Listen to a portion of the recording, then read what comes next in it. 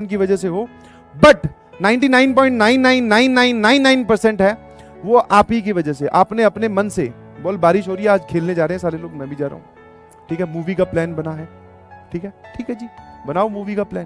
3 घंटे की आप एक मूवी देखोगे, इतने में यहां पर ठीक है, इतने में यहां पर आपको घर पे करने का 6 घंटे का टास्क इकट्ठा हो गया, क्योंकि 3 घंटे तो वो लेक्चर भी देखना पड़ेगा, नोट्स भी बनाने पड़ेंगे, डीपीपी भी सॉल्व करनी पड़ेगी, तो 3 बुरा लगेगा बट बाद में अच्छा लगेगा। फिर मैं मैथमेटिकली बात करता हूं, ठीक है, हाँ ये सर आपने हाथी क्या बना रखे बताता हूं, ठीक है। मेरा वो हमेशा ही सही यही तरीका रहा है कि आपके तक इंफॉर्मेशन ऐसी पहुंचाई जाए जिससे आपको बात समझ में आने लगे, दिमाग में घुस जाए, वो बात निकल ना पाए, ठीक है। तो मैथमेटिक्स में जब आप देखोगे तो मैथ्स की बात कर रहा हूं मैं, 3 वैरायटी के क्वेश्चंस आपको मिलेंगे। फर्स्ट इज जो आपको क्लास में करवाए गए और जो प्रोसीजर बेस्ड होता है, जिसमें मैंने ये समझाया कि ऐसे करना, ऐसे करना, ऐसे करना, ऐसे करना, जवाब आ जाएगा। बहुत बढ़िया सवाल आया सर, ऐसे किया, ऐसे किया, ऐसे किया, ऐसे किया, जवाब आ गया। बीच में कोई कैलकुलेशन एरर छोटी मोटी हुई तो जवाब गलत आया या नहीं आया, हमने देखा, हमने उसको रेक्टिफाई कर लिया। बहुत आसान और बहुत ही प्रोमिनेंट वैरायटी। जेई मेंस उठा लो, जेई एडवांस उठा लो, ऐसे सवाल आपको मिलेंगे, ठीक है। जेई एडवांस में थोड़े कम रहते हैं बट रहते हैं। फिर आती है जेई एडवांस की बात, sir second variety that is thoughtful questions. जो आपने बताया ऐसे ऐसे ऐसे ऐसे वो ठीक है सर, पर ये जो है उसमें थोड़ा एक एंगल, ट्रिकी क्वेश्चन जिसको आप बोलते हो, थोड़ा सोचने के लिए बोल रहा है, सीधा सीधा आप अटैक नहीं कर पाओगे। ऐसे सवाल आपको सोचने पे मजबूर करते हैं कि इसमें कोई नई बात लग रही है बट बता रखी है, वो लग रही है, सोच और लगा। Maximum questions of this variety, मतलब ये एडवांस का फ्लेवर है, वो यहां से पूछते हैं सवाल, वो सवाल यहां से पूछते हैं, सोचने वाले सवाल। ये सबसे इंपॉर्टेंट वैरायटी है। ये जेई मेंस आप बोल सकते हो, कुछ कुछ एडवांस में भी आते हैं इस वैरायटी के।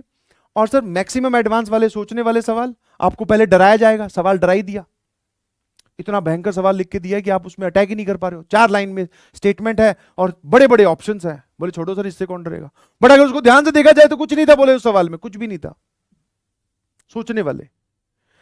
तीसरी वैरायटी आती है जिसके पीछे जनता भागने की कोशिश करती है। एक ऑनेस्ट रिव्यू देता हूं, ध्यान सुनना। तीसरी वैरायटी, मैं का मेरा मतलब यहां पर मैं नहीं है, मैं अपने आप को ऐसे प्रोजेक्ट नहीं कर रहा हूं कि भैया मैं ही सर्व ज्ञाता हूं, नहीं जी, ठीक है।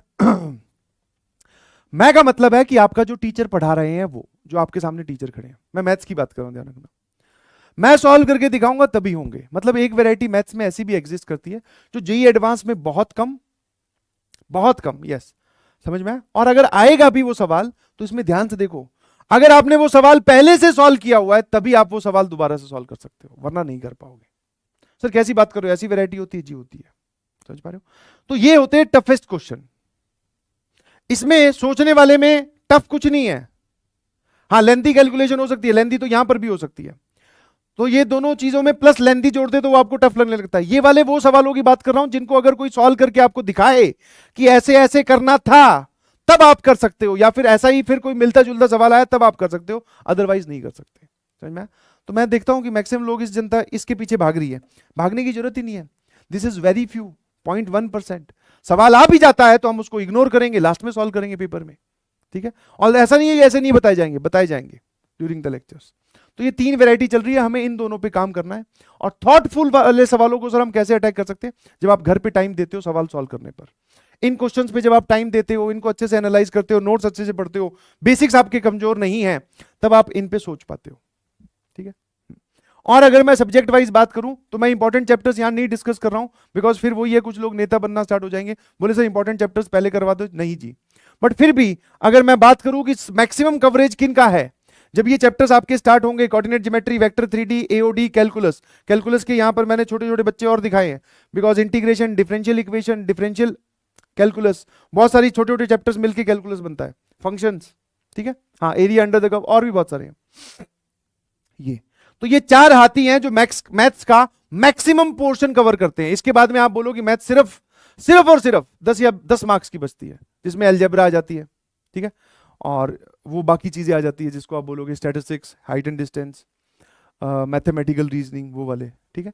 तो सारी बातें हम मैथमेटिकली क्लास में करेंगे, बट ध्यान रखिएगा प्लीज, जब ये 4 हाथी स्टार्ट हो, जैसे कोऑर्डिनेट ज्योमेट्री स्टार्ट हो गए एक्टिव, वेक्टर 3D जब भी स्टार्ट होगा एक्टिव, बोले ये नहीं जाना चाहिए, एओडी जब भी स्टार्ट हो जाएगा application of derivatives active, calculus. इसके अलावा मैं ये नहीं बोल रहा हूं इन्हीं से सवाल आते हैं भाई, please do not misunderstand my statement. सवाल सीक्वेंस एंड सीरीज से भी आता है, पीएनसी से भी आता है, सवाल ट्रिग्नोमेट्री से भी आता है। समझ पा रहे हो? हाँ, ठीक है। तो ये वाले हैं, इन पे आपको ध्यान देना है प्लीज। मैं यहां पर सारी लिस्ट इसलिए नहीं बता रहा हूं क्योंकि वो क्लास में डिस्कस करेंगे। ठीक है, हाँ। तो आपको जो है वो बेसिक स्ट्रेटेजी गेम प्लान बता दिया जा रहा है। ठीक है, ये जब स्टार्ट हो